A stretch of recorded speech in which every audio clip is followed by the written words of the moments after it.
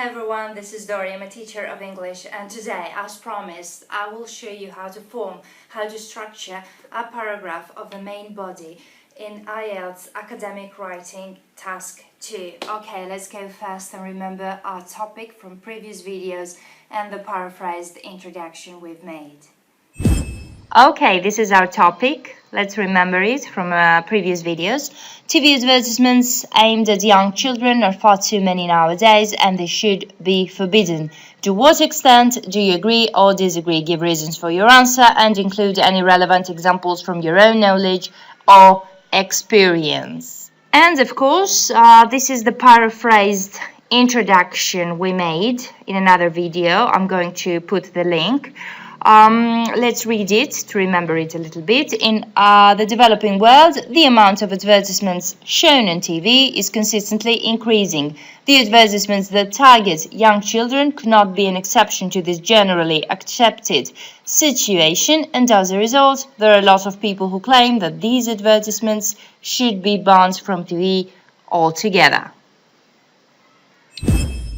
Okay, let's just say that we choose an idea that disagrees with the topic. Let's just say that we choose to say that advertisements are part of our modern world, so children should get used to it, and as a result, advertisements shouldn't be banned. This is the point that we are going to discuss in this paragraph.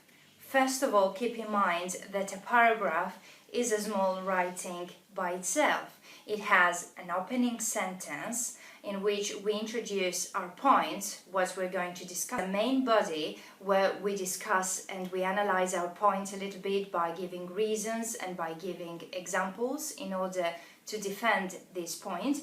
And it also has a closing sentence where we wrap up our idea, our point, and we give way to the next paragraph. In between, we use connecting phrases for cohesion, okay? So, a paragraph should be a small, cohesive writing by itself. Let's go now and check it out together. Okay, so we have our introduction ready. Now let's choose a phrase that will help us connect the introduction here with the point we want to make. The introduction states that ads, advertisements, should be banned, and we want to make a point for the opposite. So we need a smooth transition from one to the other. Here's a paragraph analyzing these points we want to make. It is quite a long paragraph. Of course, you do not have to write that much. The reason I chose to write quite a bit is in order to help you, to show you lots of connecting phrases, lots of syntactical forms. That's why I wrote quite a bit. But you don't have to, okay? This is just in order to guide you and to help you. In order to change a new paragraph, this is very important for your organization. You have to start the first sentence by indenting a little bit here, the first sentence, all right? By starting a little bit on the right. Okay, now let's magnify this paragraph in order for you to be able to see it. Okay, that's a lot better. We have separated our first paragraph over here, as you can see. And now, let's read the first part. No one would argue that TV advertisements aimed at children are not enough and more are needed. This is our opening sentence in the paragraph. It connects with the introduction and prepares the reader that you're probably going to say something different. Okay? Also, this phrase over there, this is our first connecting phrase, no one would argue. This is a general truth, okay? Okay, let's move on. Certainly, it should be argued that advertisements in general constitute a great part of a modern world. Certainly, this is another connecting phrase. Of course, always when you use connecting phrases in the beginning of a sentence, most of the time you're going to need a comma after them. Please don't forget that. It is very important for your punctuation.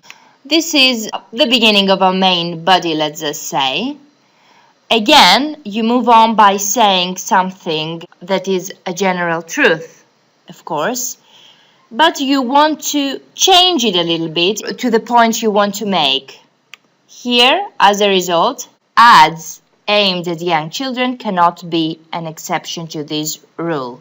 It is a little bit descriptive of the situation, and again, it paves the way for your contradiction, all right? As a result is another linking phrase that it is really, really important when you want to state a consequence, all right? Now, this is your view here. After that, you want to separate yourself a little bit from this general accepted situation. However, this is another linking phrase that you use in order to state the opposite thing, okay? Always with a comma, please don't forget these things. So, however, banning these ads that focus on children altogether is not the best solution. And here you go. After this opening sentence and some things to describe it, you move on to the point you want to make. All right? However, banning these ads that focus on children altogether is not the best solution. This is your point you're making. You show your antithesis to the topic, and now you're going to analyze these points by giving reasons. Children should get used to both the positive and the negative aspects of our society from an early age. Your first explanation. Here I underlined both the positive and the negative. This is a very good syntactical way of connecting two things, okay? Both the positive and the negative. This exposition, when you have already talked about something and you want to give emphasis, this is another way of connecting your previous point with the next one. So this exposition, you have already talked about that, to the real world will allow the children to deal with its drawbacks, and it will teach them, it will teach them the way to limit themselves and their insatiable desires. This is another point you're making in order to justify your argument, okay? Again, we move on. If they are not exposed to any kind of advertising as kids, then when they grow up, they will not know the way to handle this variety of advertisements aimed at them as teens or adults. This is very, very important. You also state what would happen if this was not the case, if advertisements were banned, in your opinion. This is what would happen. This is very good. This is very powerful because you actually think of the other opinion as well, and then you try to overturn it. Here again, I have underlined if this happened, then this would happen. Another very good syntactical structure. Okay? Consequently, this is a very good linking phrase in order for you to state a result. They will most probably try to satisfy each and every need the ads create in them. Another point you're making by giving your reasons, analyzing a little bit your arguments in order to justify it. And here's the time for your example. You can use either for instance, comma, or for example, comma. I just chose for instance here. So for instance, there are cases of restricted children that as adults became victims of addicted behavior. This is a very good example to justify your argument. And here with the word therefore